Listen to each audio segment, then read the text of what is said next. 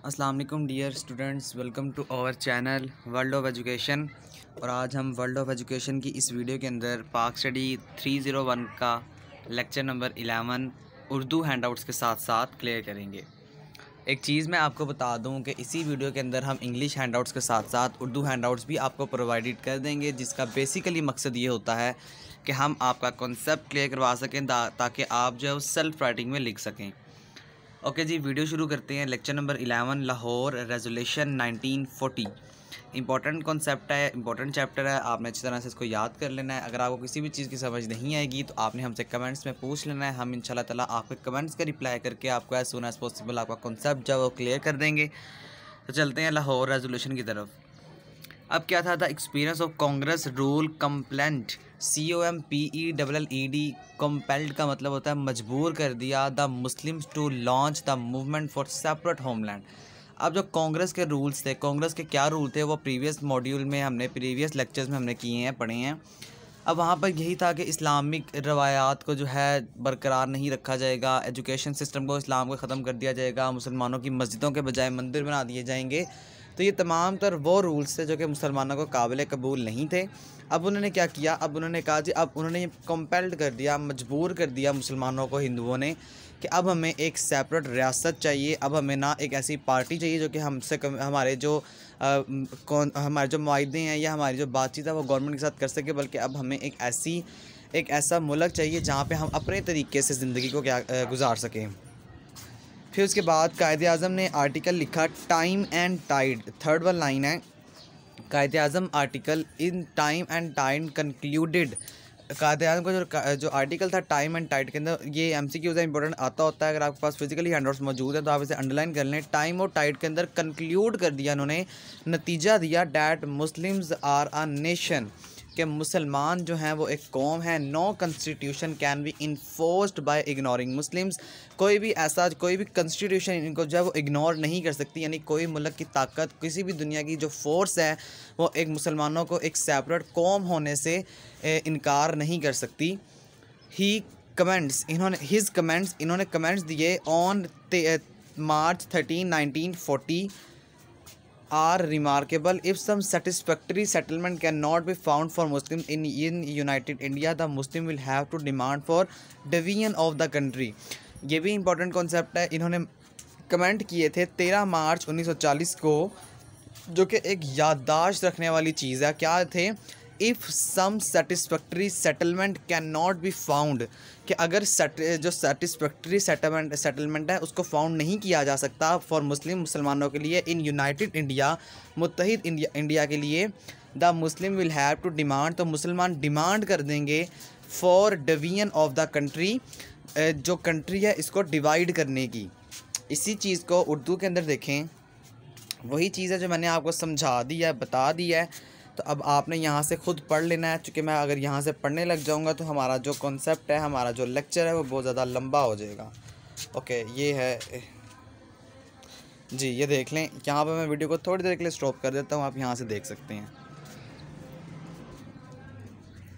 आगे करारदाद लाहौर पढ़ते हैं। ये भी important as a long question आपसे पूछा जा सकता है, तो इसको भी आपने अच्छी तरह याद कर लेना है कि मुस्लिम लीग का अपना सालाना इजलास 22 से 24 मार्च 1940 को लाहौर में हुआ था। लाहौर करारदाद को मौलवी फजलुल हक ने जो है वो मुंतकिल किया था और चौधरी की तरफ से इनकी हमायत की गई थी। खालिकुल ज़मा जो बिल आखिर 24 मार्च 1940 को मंजूर हुआ। वेरी इंपॉर्टेंट कॉन्सेप्ट, इसको इंग्लिश हैंडआउट्स के अंदर देखते हैं, वहाँ से आपको मज़ीद बेहतर समझ आएगी। लाहौर रेजोल्यूशन 24 मार्च 1940 को पास हुई थी और इसकी जो सेटिस्फैक्ट्री थी वो चौधरी ने दी थी। इसके अलावा जिन्ना ने राइट किया, express his valuable remark about the political circumstances of India for the Muslim and stand he said. इन्होंने क्या कहा था, ये आपसे एज अ लॉन्ग क्वेश्चन या एज अ शॉर्ट क्वेश्चन आपसे 3 नंबर की पूछी जा सकती है, तो इसको आपने अच्छी तरह याद कर लेना। अगर आप याद करने की एबिलिटी नहीं रखते तो आप अपना कॉन्सेप्ट क्लियर कर लें और उसको जाके सेल्फ राइटिंग में लिख दें। Indian problem is not communal but international. जो इंडिया का मसला है ये सिर्फ इंडिया की हद तक महदूद नहीं है, बल्कि ये इंटरनेशनल तौर पर मुसलमानों का मसला है। नो कॉन्स्टिट्यूशन कैन वर्क, यहाँ पर कोई भी कॉन्स्टिट्यूशन, कोई आइन जो है वो काम नहीं कर सकता विदाउट रिकॉग्नाइजिंग दिस रियलिटी।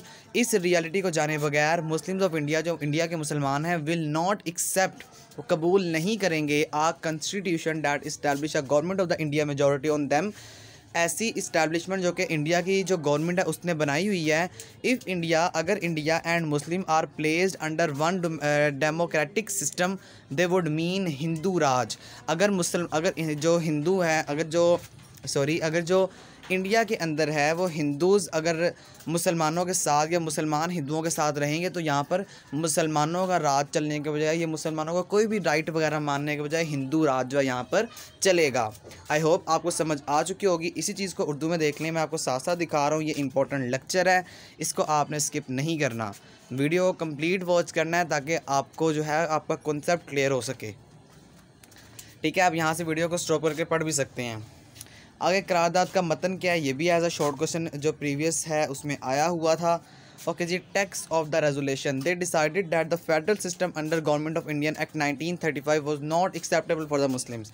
अब जो गवर्नमेंट एक्ट है 1935 वो हिंदुओं ने दिया था, जो उस टाइम पर इंडियन गवर्नमेंट थी उसने जो है वो एनालाइज़ करवाया था। क्या था वो लॉ, वो आप प्रीवियस मॉड्यूल या प्रीवियस लेक्चर में पढ़ चुके हैं। अब वो कह रहे थे अब 1935 का एक्ट है वही एक्ट है, बार बार मैंने इस चीज़ को दोहरा दिया है कि जनाब जो मस्जिदें हैं उसके बजाय मंदिर बना दिए जाए, मुसलमानों की एजुकेशन सिस्टम को डिस्ट्रॉय कर दिया जाए, फलां वही चीज़ें जो बार बार बता रहा हूँ। वो कह रहा है was not acceptable for the Muslim. अब ये तमाम तर चीज़ें जो है वो एक्सेप्टेबल नहीं है मुसलमानों के लिए। नो रिवाइज्ड कॉन्स्टिट्यूशन प्लान, अब इस चीज़ पर मद्देनज़र भी नहीं, मतलब जो अपने फ़ैसले पर नज़र सानी की जाती है वो भी नहीं किया जाएगा। Would be acceptable unless if it was framed with their approval and consent. इसका मतलब ये है कि अब जो है अगर ये जो गवर्नमेंट है वो अपने फ़ैसले पर नज़र सानी भी करे तब भी मुसलमानों को ये फ़ैसले कबूल नहीं होंगे। फिर उसके बाद तीसरा देखें, इंडिपेंडेंट स्टेट। अब मुसलमान इस चीज़ पर आ चुके हैं कि हमें एक इंडिपेंडेंट स्टेट चाहिए जहाँ पर हम अपने जो तालीमी सिस्टम है उसको राइज़ कर सकें, जहाँ पर हम अपना जो इस्लाम के मुताबिक जितना भी लॉ और रेगुलेशन है उसके मुताबिक अपनी ज़िंदगी को गुजार सकें। Protection of minorities would be given priority. जो प्रोटेक्शन है माइनॉरिटीज़ कहते हैं जनाब अक़लियतों को, वुड बी गिवन प्रायोरिटी, उसको प्रायोरिटी दी जाएगी। सिग्निफिकेंस देख लें, सिग्निफिकेंस का मतलब क्या है जी, this resolution did not specify any demarcation of the territory but it define the future plan of struggle of the establishment of the Muslim states.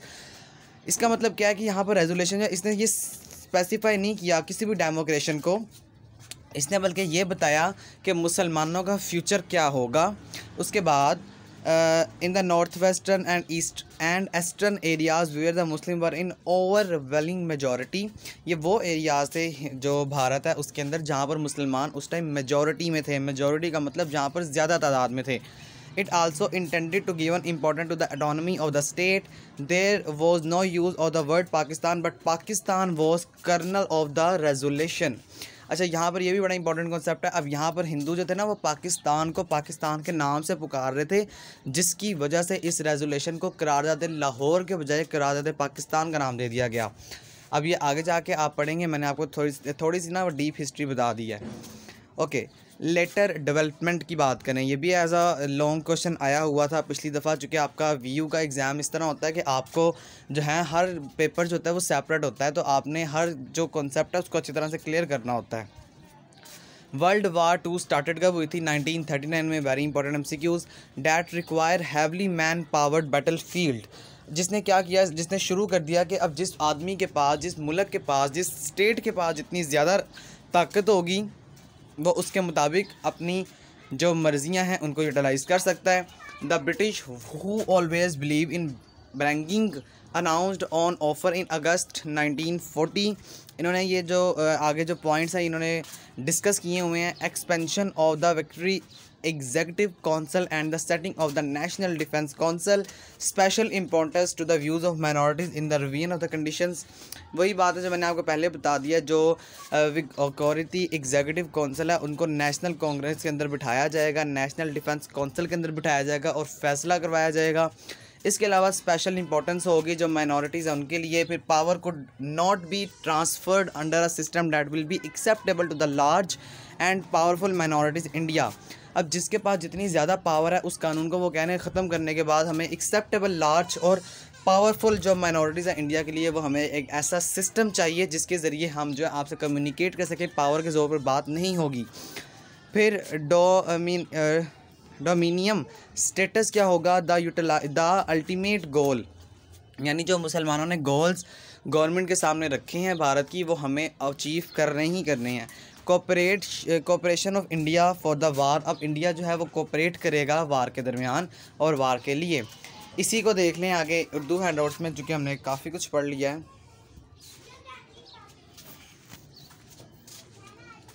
जी।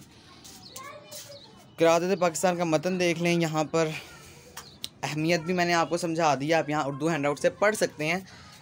हमारा जो ड्यूरेशन है काफ़ी लंबा हो जाएगा, आप यहाँ से बस एक दफ़ा देख लें ताकि आपका कॉन्सेप्ट जो है वो क्लियर हो जाए और आप इसे सेल्फ राइटिंग में लिखने के काबिल हो जाएं। ओके, आगे चलते हैं। क्रिप्स मिशन मार्च 1942, ये पहले मैं आपको उर्दू में करवा लूँ, उसके बाद फिर ना इंग्लिश में चलते हैं।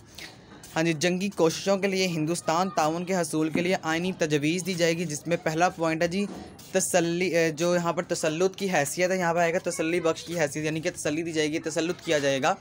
दूसरा देखें जी, भारतीय आइनी अरादा जो कि दस्तूर मुरतब करेगा। तीसरा पॉइंट है प्रिंस शाही रियासतों की नुमाइंदगी की जाएगी।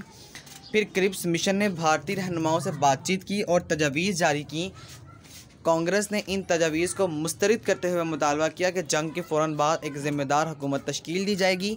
दफ़ई अमूर भारतीय कंट्रोल में रहेंगे, जबकि मुस्लिम लीग ने भी इन तजावीज़ को मुस्तरद कर दिया और अपना मौक़िफ़ दोहराया कि मुसलमान हिंदुस्तानी यूनियन में नहीं रह सकते।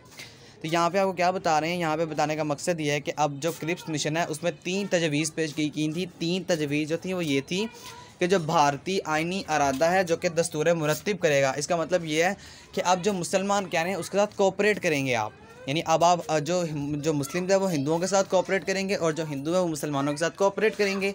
इसके अलावा जो तीसरी तजवीज़ है वो ये है कि रियासतों की नुमाइंदगी भी की जाएगी, यानी कुछ रियासतें आपकी होंगी कुछ हमारी होंगी, जिसे भारतीय रहनुमाओं ने मुस्तरद कर दिया और उन्होंने अपना मुतालबा आगे रखा। और लेकिन फिर जो कांग्रेस थी उन्होंने भी इस मुतालबे को, जो मुसलमान थे उन्होंने भी इसको मुस्तरद कर दिया और इस मुतालबे को मुस्तरद करने के बाद उन्होंने भी अपने मुतालबे को आगे रखा। आई होप आपको समझ आ चुकी होगी। इंडिया जो इंग्लिश है इसके अंदर आप खुद पढ़ लीजिएगा। ओके जी, उसके बाद गांधी जिन्ना टॉक्स, ये भी इम्पोर्टेंट है कि गांधी ने और कायद आज़म मोहम्मद अली जिन्ना ने क्या टॉक्स की थी, क्या बातें की थी सितंबर 1944 के अंदर। M.K. गांधी, ये इसका पूरा नाम है, याद रखना है। M.K. Gandhi did not accept the Hindus and Muslim as 2 nations. जो गांधी था वो क्या कर रहा था, वो उसने मुसलमानों को और हिंदुओं को कभी भी एक्सेप्ट नहीं किया 2 नेशन के लिए। उसने कहा कि मुसलमान और हिंदू दोनों एक ही कौम है।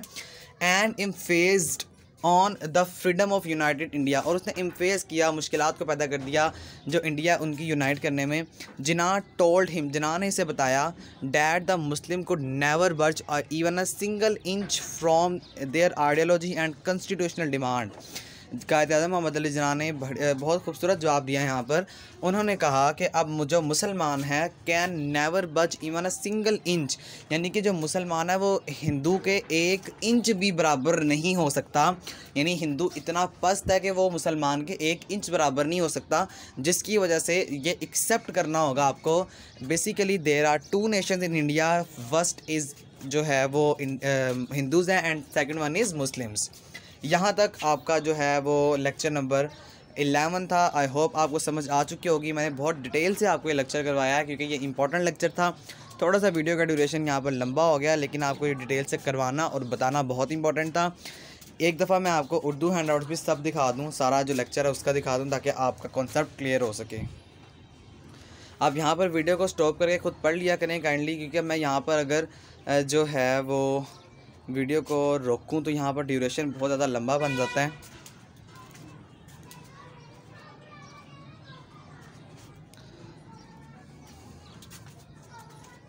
जी आई होप डियर स्टूडेंट्स आपको जो है वो समझ आ चुकी होगी। अगर आपको कॉन्सेप्ट नहीं क्लियर हुआ या आपको कहीं पर भी कन्फ्यूजन है, आप हमसे कमेंट्स में पूछें, हम इंशाल्लाह आपका कमेंट का रिप्लाई करके आपको जो है आपका कॉन्सेप्ट क्लियर कर देंगे। वीडियो अच्छे लगने पर इसको लाइक भी कर दें, कमेंट भी कर दें और अपने दोस्तों के साथ इसको शेयर लाजमी कर लें। या अगर आपकी फ़ेसबुक आईडी बनी हुई है तो आप काइंडली उसमें ग्रुप्स में या अपनी आईडी पे इसको लाजमी शेयर कर दिया करें, क्योंकि वीडियो बनाने में बहुत ज़्यादा मेहनत लगती है, ताकि हमें भी इस वीडियो का फ़ायदा हो सके। हम आप ही के लिए काम करते हैं, तो आप भी आगे से हमें अच्छा रिस्पॉन्स दिया करें लाजमी तौर पर।